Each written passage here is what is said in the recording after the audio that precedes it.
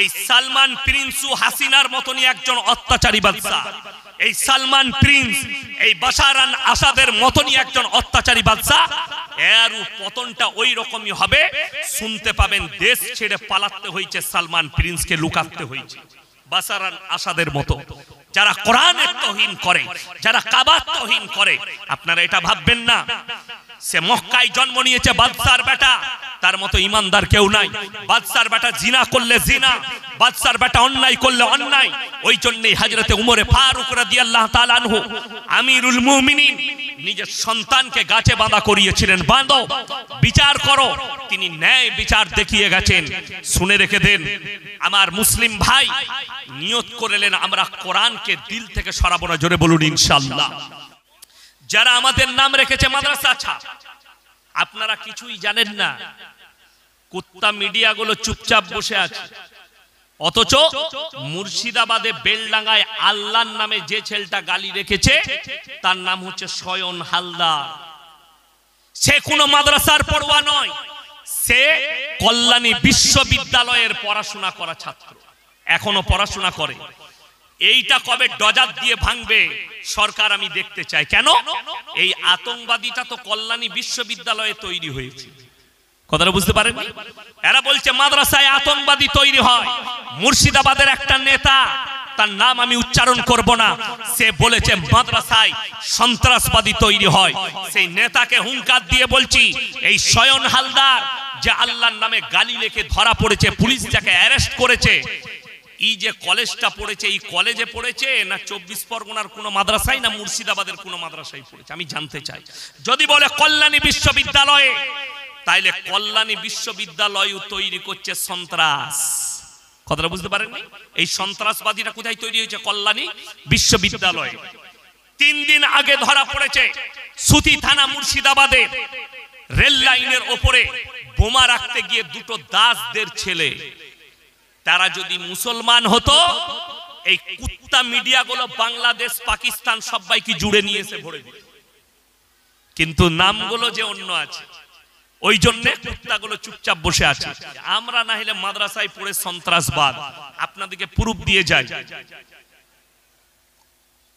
একটা এটিএম যদি কেউ ডাকাতি করে, তাকে ইঞ্জিনিয়ার হতে হবে না? হবে না? কথা বলে না? ইঞ্জিনিয়ার হতে হবে না? হবে না?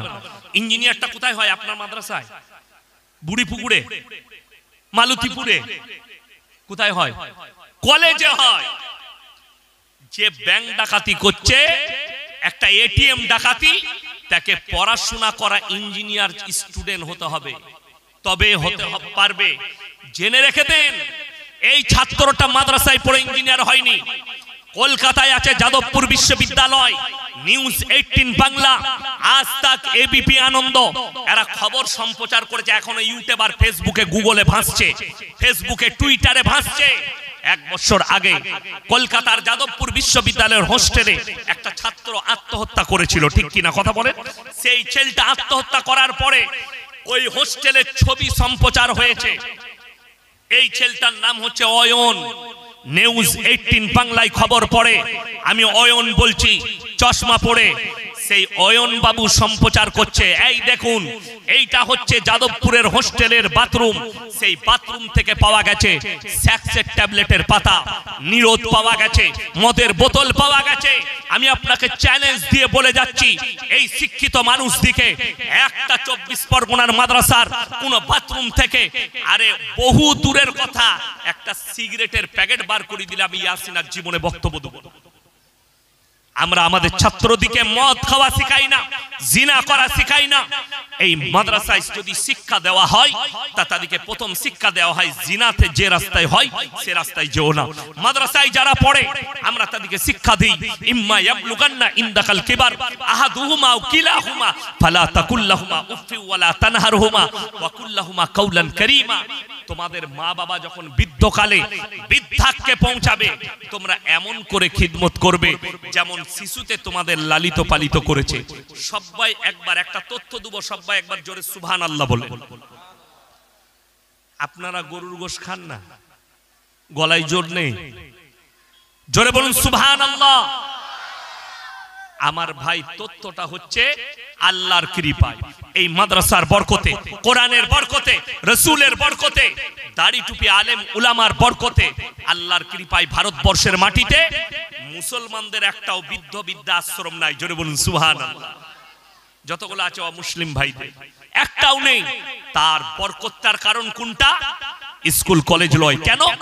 যতগুলো বৃদ্ধ আর বৃদ্ধাশ্রমে মা বাবা আছে, খোঁজ নিয়ে দেখুন, কলকাতায় গিয়ে, বারুইপুরে গিয়ে, আপনার কলকাতা চিতপুরে গিয়ে যতগুলো বৃদ্ধ বৃদ্ধাশ্রম আছে, সেখানে যারা আছে মা বাবা গুলো, বৃদ্ধ বৃদ্ধা গুলো, ডাক্তারের মা, প্রফেসরের মা, মাস্টারের মা, ইঞ্জিনিয়ারের মা, আইপিএস এর মা, আইসির মা, সব শিক্ষিতদের মা বাবা গুলো আছে।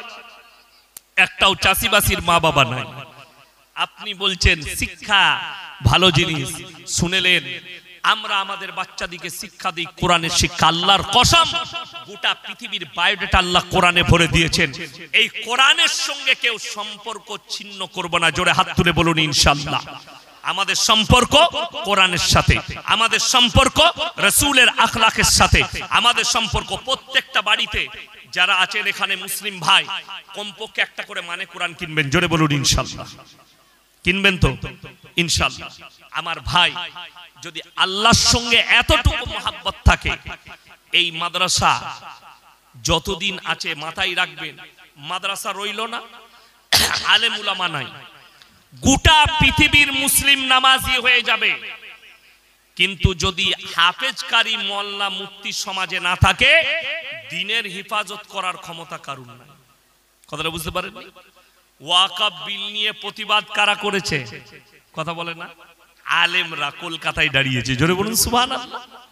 আলেম উলামারা প্রথম সারিতে। মাথায় রাখবেন, আপনার কাছে বিপদ আসার আগে যদি কেউ আপনার মাদ্রাসা ভাঙতে চায়, আমাদের ওয়াকফ সম্পত্তি ছিনাতে চায়, আমাদের মসজিদ ভাঙতে চায়, সর্বপ্রথম আপনাদের নয়, আমাদের বুকের ওপর দিয়ে পার করে তারপরে তোমাদের কাছে যাবে। আমরা আছি সামনে, খালি দোয়া রাখবেন। যারা স্বপ্ন দেখছে এই আলেমদিকে জেলের কুঠরিতে ভরবো। একজন দেখলাম আমার কমেন্টে লিখেছে, এই মৌলবীকে জেলের কুঠরিতে ভরা দরকার। তোমাদের বাপের হিম্মত থাকলে আমাকে জেলে ভরে দেখাও, কোনো অসুবিধা নাই। জেল আমি যে যাব, আমাকে যে জেলে দিবে, আমি তো মার্ডার করিনি, আমি তো ধর্ষণ করিনি, আমি তো মদ বিক্রি করিনি, আমি গাঁজা বিক্রি করিনি। কোরআনের জন্য যদি যেতে হয়, ইসলামের জন্য যদি যেতে হয়, রাসূলের মহব্বতে যেতে হয়, রাসূলের জন্য আর আল্লাহর জন্য, আল্লাহর কালামের জন্য আমাদের জানটা পর্যন্ত কুরবান ইনশাআল্লাহ। তোমরা কি দেখাচ্ছ? ওই জন্য আমি আপনাদেরকে অনুরোধ করে বলছি, সবাই কোরআনের সঙ্গে সম্পর্ক রাখবো। জোরে বলুন ইনশাআল্লাহ। নামাজ 5 ওয়াক্তের কম্পালসারি নারী পুরুষের জন্য আপনি পড়ুন। পরকালের জন্য কিয়ামত আপনার কাছে বেঈমান কাফেররা ঠান্ডা মাথায় আপনাকে দিয়ে জিনা করাচ্ছে। তারা জিনার রাস্তাগুলো এমন ভাবে খুলেছে আপনি ধরতেই পারবেন না। তারা নাম রেখেছে 14ই ফেব্রুয়ারি ভ্যালেন্টাইন ডে, কাজ হচ্ছে জিনা করা। তারা নাম রেখেছে রোজ ডে, কাজ হচ্ছে জিনা করা। তারা নাম রেখেছে চকলেট ডে, কাজ হচ্ছে জিনা করা। তারা নাম রেখেছে কিস ডে, তারা এটার আসল রূপ হচ্ছে জিনা করা। আমাদের যুবক যুবতীরা এরা মনে করে জিনা করা মানে হচ্ছে শারীরিক সম্পর্ক। না, নয়। শুধু শারীরিক সম্পর্কটা জিনা নয়, চোখের জিনা, হাতের জিনা, মুখের জিনা, পায়ের জিনা, কানের জিনা, নফসের জিনা, এইগুলো এক একটা জিনা। ওই জন্য কোরআনে স্পষ্ট ভাষায় আল্লাহ বলেছেন, ওয়ালা তাকরাবুজ জিনা ইন্নাহু কানা ফাহিশা ওয়া সা সাবিলা। ব্যভিচার করা তো অনেক দূরের কথা, যে রাস্তায় ব্যভিচার হয় সেই রাস্তার ধারে পাশে তোমরা যাতায়াত করো না। জোরে বলুন সুবহানাল্লাহ। এরপর মাদ্রাসার একটা গুরুত্ব বলি। এই মাদ্রাসা কেমন? ইনি একটু আগে বললেন, এই মাদ্রাসাগুলো হচ্ছে ট্রান্সফরমার, কারেন্ট, বিদ্যুৎ বিলি করে। কেমন? আজকে গোটা পৃথিবী দাঁড়িয়ে নীরব ভাবে দেখছে। সালমান প্রিন্স, আরবের বাদশা, রিয়াদের মধ্যে কিয়ামতের আলামত দেখা গেছে, মারাত্মক আলামত। রিয়াদে একটা কনসার্ট তৈরি হয়েছে। কনসার্ট মানে গানের স্টেজ। সেই স্টেজের পেছনে স্ক্যানার লাগানো ছিল। স্ক্যানারটা হচ্ছে কাবা ঘর। সেই কাবা ঘরে পৃথিবীর সবথেকে ন্যাংটো ড্যান্সার, তার নাম হচ্ছে জেনিফার লোপেজ। একটা স্টেজ শো করেছে, 30 কোটি টাকা নিয়েছে ভারতের মুদ্রায়। আর সে যে ন্যাংটো ড্যান্স করছে, ওই আরবের শেখরা মাথায় টুপি, মাথায় রুমাল, আর স্টেজে বসে হাততালি মারছে। এটা হচ্ছে কিয়ামতের মারাত্মক আলামত। সালমান প্রিন্স এক হারামের আওলাদ। একে যারা মুসলিম ভাববে বর্তমানে, আমার কাছে সে মুসলমান হতে পারে না। নীরবে বসে গানের অনসেট, দেহ ব্যবসা, ভদ্র দেহ ব্যবসাখানা খুলেছে ওই মক্কায়, ওই আরব দুনিয়ায়। সেখানে ভদ্র বলছে ফিল্মের হল খুলেছে, যেখানে ফিল্ম দেখা যাবে, যেটা রাসূলের চাওয়ানায় ছিল না। কিয়ামতের আলামত গুলো ওই ন্যাংটো মেয়েটার ড্যান্সটা কাবা ঘরের স্ক্যানারে উঠেছে। গোটা পৃথিবীর মৌলবীরা নীরব বসে আছে, গোটা বিশ্বের মুসলিমরা চুপচাপ দাঁড়িয়ে আছে। নূপুর শর্মার জন্য রাস্তায় নামতে পেরেছো, আর আরবের বাদশা সালমান প্রিন্স কনসেপ্ট তৈরি করেছে, কাবা ঘরের অপমান করেছে, যেখানে একটা ন্যাংটো মেয়ের ছবি উঠছে। গোটা বিশ্বের মৌলবীরা তাকিয়ে দেখেছে আর চুপচাপ বসে আছে। এই মৌলবীরা যারা প্রতিবাদ করতে পারেনি, আল্লাহর কসম এই মৌলবীরা কিয়ামতের দিন আল্লাহর কাছে দায়ী হয়ে দাঁড়াবে। আল্লাহ ছাড়বেন না যারা প্রতিবাদ করতে পারছে না। কেন? সালমান প্রিন্স তোমাকে জেলে দিবে। কয়েকটা اللهم صل على محمد وعلى ال محمد كما صليت على ابراهيم وعلى ال ابراهيم انك حميد مجيد اللهم بارك على محمد وعلى ال محمد كما باركت على ابراهيم وعلى ال ابراهيم انك حميد مجيد। গুড়ি কয়েক কথা আলোচনা করব। আল্লাহ আমাদের সকলকে আমলের তৌফিক দান করুক, বলুন আল্লাহুম্মা আমিন। আল্লাহ তাআলা এই পৃথিবীর বুকে ইসলামের যে বুনিয়াদটা রেখেছেন, সেটা শিক্ষা এবং এডুকেশনের দ্বারা। পৃথিবীতে যে জাতির কাছে এডুকেশন নাই, শিক্ষা নেই, তাকে নিয়ে খেলা করা খুব সহজ। যে কেউ খেলতে পারে তাকে নিয়ে। তার একটা উদাহরণ আমি দিই, যদিও এটা একটা মাদ্রাসার জলসা এবং এটা কোনো রাজনৈতিক মঞ্চ নয়, এবং আমি আলোচনাও, আমি কোনো রাজনৈতিক বক্তাও নই। কথা প্রসঙ্গে আমি বলতে চাইছি বোঝাবার জন্যে। মেদিনীপুরের খড়গপুর টাউনে একটা কোনো সভা হয়েছে যে কোনো রাজনৈতিক দলের। তো আমাদের দেশের সব থেকে পিছিয়ে পড়া জাতির নাম হচ্ছে আদিবাসী। আর সেই আদিবাসী ভাইরা বাস করেন বেশিরভাগ আমাদের রাজ্যের বাঁকুড়া, পুরুলিয়া, পশ্চিম মেদিনীপুরের কিছু অংশে, আর ঝাড়খণ্ডে বেশি আছে, বিহারে আছে। তো সেই অনুষ্ঠানে কিছু আদিবাসী মা, বোন, ভাই এসছে। তো দুটো মা, তাদের হাতে ঝান্ডা আছে। মিডিয়াওয়ালা তাকে জিজ্ঞেস করছে যে কার মিটিং এ এসছিস? তো সে তার হাতে যার ঝান্ডা আছে তার উল্টো জনের নাম করছে। সেই পার্টির নাম করেনি, অন্য একটা পার্টির নাম করছে। তো তাকে জিজ্ঞেস করছে, তো তুমি কিসের জন্য এসছো? বলে আমাকে 500 টাকা আর 1 প্যাকেট বিরিয়ানি দেবে। কথাটা বুঝাতে পারলাম কিছু? 1 প্যাকেট বিরিয়ানি আর 500 টাকা। তার কাছে এডুকেশন আর শিক্ষা না থাকার কারণে ওই টাকা আর বিরিয়ানির প্যাকেট তাকে নিয়ে এসে একটা ঝান্ডা ধরিয়ে দিল। সে নিজেও জানেন আমি কার মিটিং এ এসেছি, কিসের জন্য এসেছি। তাকে নিয়ে ব্যবহার করা হয়েছে। কেন? তার কাছে এডুকেশন নাই, শিক্ষা নেই। আপনারা যারা বসেছেন, আশা করি বর্তমানে স্কুলে যারা গেছে তারা সকলে জানেন প্রত্যেকটা মুসলমান নরনারীর জন্য দ্বীনি শিক্ষা অর্জন করা কি বাবা? ফরজ। আমি বলে যাচ্ছি, এটা তো এই উত্তর 24 পরগনা, তাই না? হ্যাঁ, এই গোটা কলকাতা, উত্তর 24 পরগনা, দক্ষিণ 24 পরগনায় যদি সমীক্ষা করা হয়, 100 জনের মধ্যে 80 জনের কাছে দ্বীনি শিক্ষা নেই। ঠিক বললাম না ভুল বললাম? যদি ভুল বলি তো বলবেন, আমি আপনাদের মধ্যে থেকে তুলে প্রমাণ করে দেব দ্বীনি শিক্ষা নাই, দাঁড় করিয়ে, তখন অপমান হবে। বাস্তব কথা এইটাই। আপনি জানেন ফরজ, কিন্তু মুসলমানের কাছে দ্বীনি শিক্ষা নেই। আজকে আমাদের সমাজে 100 জনের মধ্যে 80টা মুসলমান বেনামাজি। ঠিক বললাম না ভুল বললাম? 80টা বেনামাজি। আপনি কাকে গালি দিচ্ছেন? আর আল্লামা ইকবাল বলেছেন, ইস ঘর কো আগ লাগি ঘর কি চিরাগ সে। মুসলমান তোমরা নিজেদের ঘরে নিজের আগুন ধরিয়েছো, অপরকে গালি দিয়ে লাভ নেই, আগে নিজের আগুনটা লিবান। অথচ রাসূল সাল্লাল্লাহু আলাইহি সাল্লাম বলেছেন, যার নামাজ নেই তার মধ্যে ইসলাম নেই। আপনি জজ হন, ব্যারিস্টার হন, আইপিএস হন, যত ডিগ্রি আছে দুনিয়ার হাসিল করেলেন, আপনার মধ্যে নামাজ রোজা দিনদারি নাই, আপনার মূল্য আমার আল্লাহর কাছে নেই। চ্যালেঞ্জ। কোন মৌলবি যদি স্টেজে এসে বলে আপনি ভুল বললেন, নামাজ পড়ুক বা না পড়ুক, রোজা রাখুক বা না রাখুক, দিন থাক বা না থাক, আল্লাহর কাছে তার মূল্য আছে, আমি জীবনে আর 24 পরগনায় বায়ান করব না। চ্যালেঞ্জ এটা। কোন বাপের বেটা মৌলবি যদি এসে বলে আপনি এটা ভুল বললেন, আল্লাহর কাছে তার মূল্য আছে। কোনো মূল্য নাই, কোনো মূল্য নাই। একটা জীবজন্তু জানোয়ার যেমন, ঠিক সেরকম একটা চতুষ্পদ জন্তুর থেকেও খারাপ, যে আমার আল্লাহকে চিনল না। ওই জন্যে দ্বীনি শিক্ষা না থাকলে, কোন মৌলবীর বক্তব্য শুনেছেন আজ পর্যন্ত যে তোমাদিকে মৌলবী হতে হবে, হাফেজি হতে হবে, মাদ্রাসায় পড়ে তোমাদিকে মৌলবী হয়ে ইমামতি করতে হবে?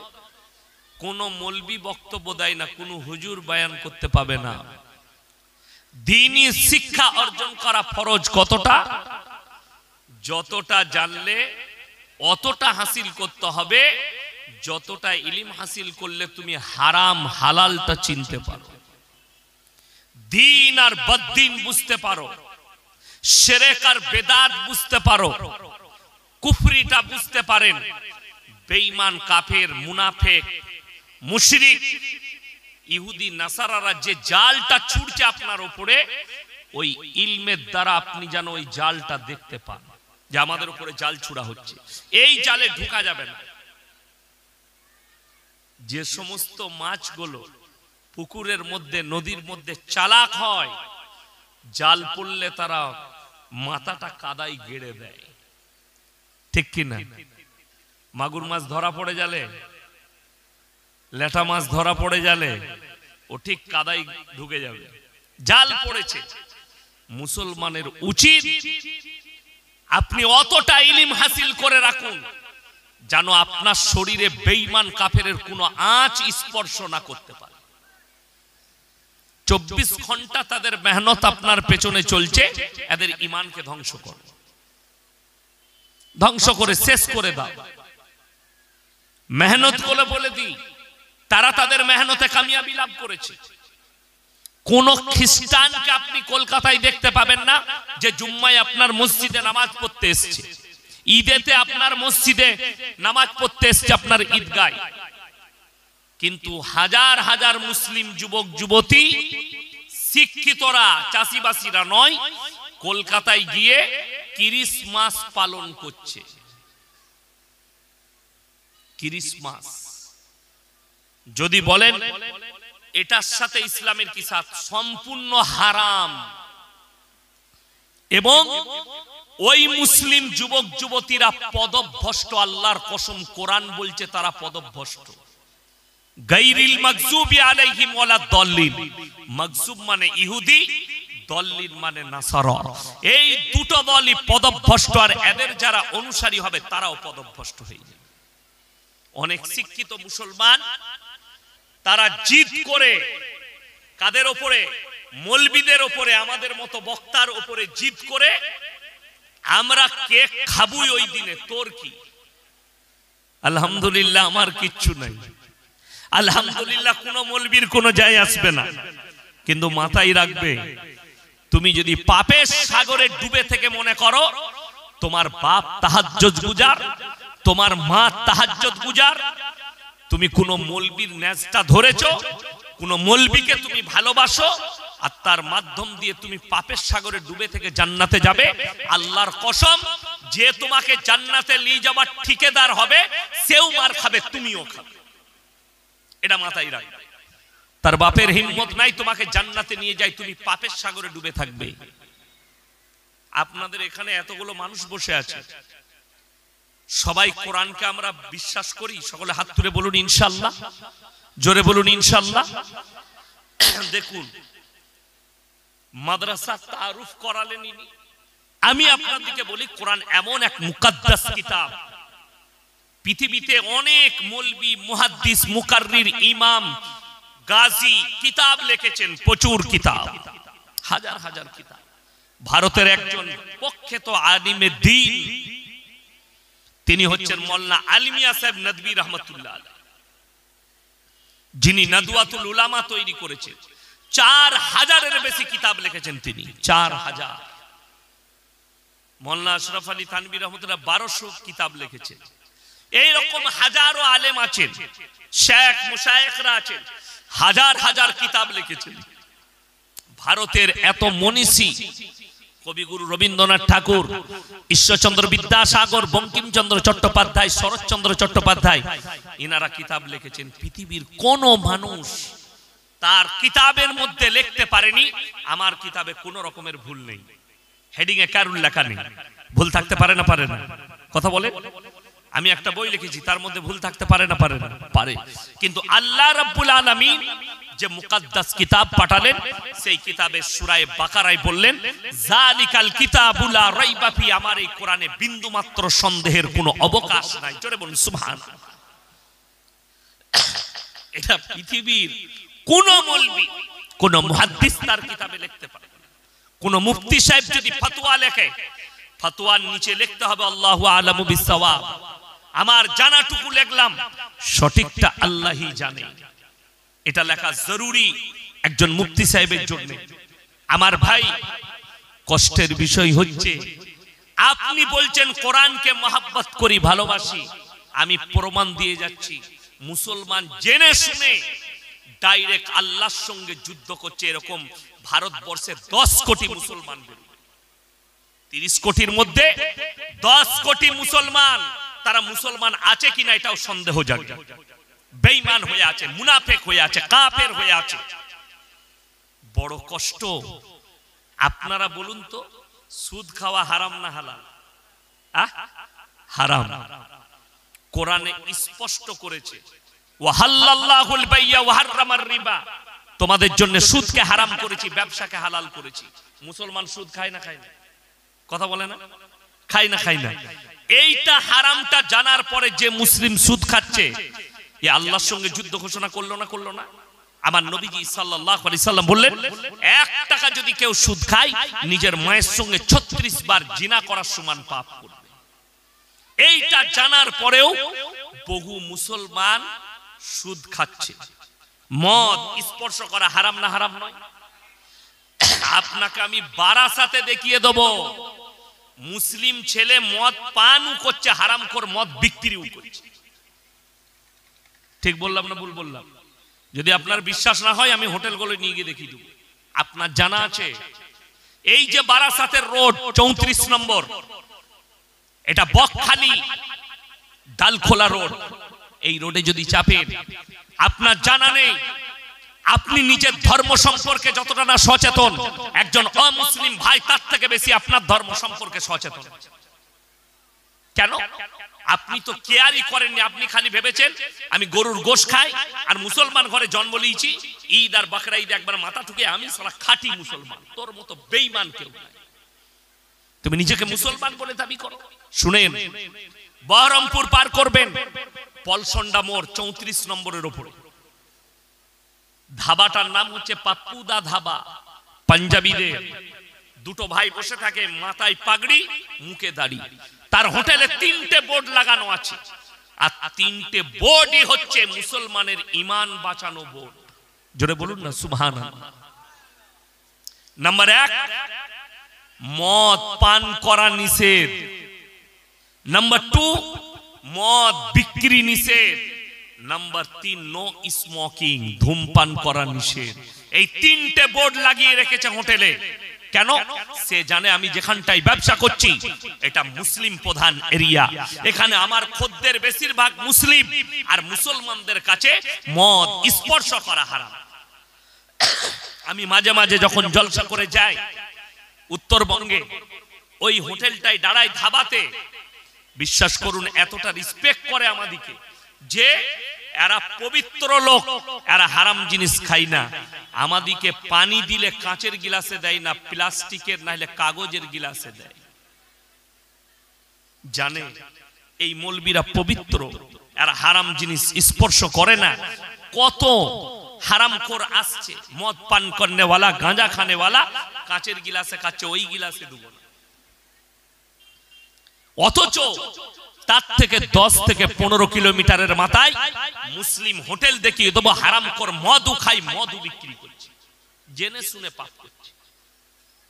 কোরআনে আছে, যে মুসলিম জানলো মদ স্পর্শ করা হারাম, গাঁজা পান করা হারাম, এরপরে যে লোকটা মদ স্পর্শ করছে, যে মুসলিমটা, এ আল্লাহর সঙ্গে যুদ্ধ ঘোষণা করলো, এ রাসূলের সঙ্গে যুদ্ধ ঘোষণা করে দিল। অথচ সে নিজে জানে আমি একজন খাঁটি মুসলিম। ওই জন্যে আমার ভাই সবাই নিয়ত করুন দ্বীনি শিক্ষা অর্জন করব, জোরে বলুন ইনশাআল্লাহ। মুসলিমরা হারাম হালালের ডিফারেন্সটাই করতে পারেনি এখনো পর্যন্ত। আপনি যতদিন না পারবেন ততদিন, তা না হলে আপনাকে আমি বারাসাত বাজারে দেখিয়ে দেবো, চলুন আমার সাথে। লটারির টিকিট মুসলিম বিক্রিও করছে, মুসলিম লটারিও কাটছে। লটারির টিকিট কাটা হারাম না হালাল? হারাম। ব্যবসা করা তাহলে কি হবে? হারাম। মুসলিম ছেলেরা ব্যবসা করছে না করেনি? বারাসাতে পাবে। মুসলিম ছেলে লটারি বিক্রি করছে, অথচ সে আবার গোসল করে জুম্মার দিনে মসজিদে নামাজ পড়তে যায়। ঠিক বললাম না? সেই লোকটা এটাই জানে না যে আমি মসজিদে গিয়ে যে হাতটা তুলবো, আমার থেকে বড় নেমক হারাম পৃথিবীতে কেউ আছে যে আমি আল্লাহর কাছে কি হিসাবে হাত তুলবো? আরে মুসলমান কত নির্বোধ বুঝতে পারবেন। এই 6 মাস আগে বাংলাদেশের একটা ভিডিও এসেছিল, একজন চাচা দাড়িগুলো পেকে গেছে, 60 বছর বয়স হবে, 60-65, মসজিদের ভেতরে ঢুকে বলছে, আল্লাহ গো আমি 1 ঘর লটারি কেটেছি,